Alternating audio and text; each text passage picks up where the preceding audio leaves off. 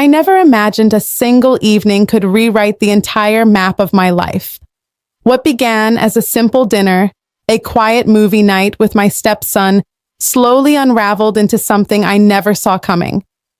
There was a tension in the air that night, subtle at first, but heavy enough to make my heart restless. Somewhere inside me, that same unease was waiting, and I didn't recognize how close it already was, because in one quiet, irreversible moment, I learned that some lines, once crossed, can never be erased. That summer felt endless. The house stood still, caught between sunlight and silence. My husband, George, was always away. Another business trip, another late-night call that sounded too casual to be questioned. Our marriage had become an arrangement, all structure and no soul. Days passed like clockwork. Nights felt heavier, longer. Loneliness became something I could touch. Then Liam arrived, George's son from his first marriage, 21, searching, polite, the kind of young man who carried his uncertainty like a second skin. He was supposed to stay for a few weeks, figure out his next steps before college, before life began for him. At first, we were just two people sharing the same space. Small talk over coffee, laughter over old movies, quiet mornings filled with nothing but the hum of the house. There was nothing dangerous about it. Until there was.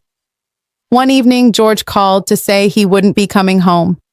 I remember sitting on the couch with a glass of wine, half listening to the soft hum of the television. Liam came down in loose sweats, hair damp from the shower, his eyes softer but strangely alert.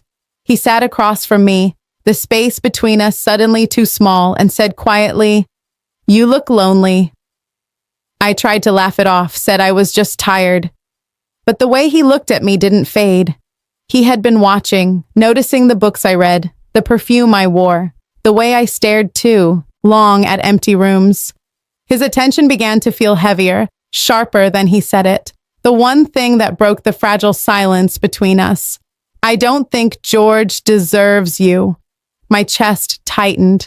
I told him to stop, to not say another word. But the truth was, a part of me didn't want him to. That part had been asleep for years, starved for warmth, desperate to be seen. And that night, in the dim glow of the living room, we talked. Really talked about the things we'd both buried too deep. His need to belong. My slow fading into invisibility. The conversation turned into confession. And confession became something more dangerous. When he reached for my hand, I didn't move. When he whispered my name, my resistance trembled. When his lips touched mine, the world went quiet. Morning came with its cruel light. Guilt seeped into every corner, heavier than the night before. I told myself it was a mistake, something that could be forgotten, but Liam didn't let go. A touch on my arm as I passed him in the kitchen. Notes folded and slipped into my palm. His hunger mirrored my own, and that terrified me because for the first time in years, I felt alive. Not in the calm, steady way love is supposed to feel, but in the dangerous way that consumes you. I kept telling myself it wasn't love.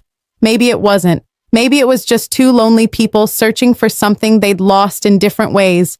But once you open that door, it never truly closes.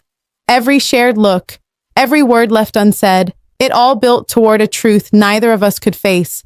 And even now, when I walk through this house and hear only silence, I can still feel the weight of that night pressing against my chest. The memory doesn't fade. It lingers, alive, waiting. A secret that lives between two people who should have known better and didn't stop. Some moments rewrite you completely.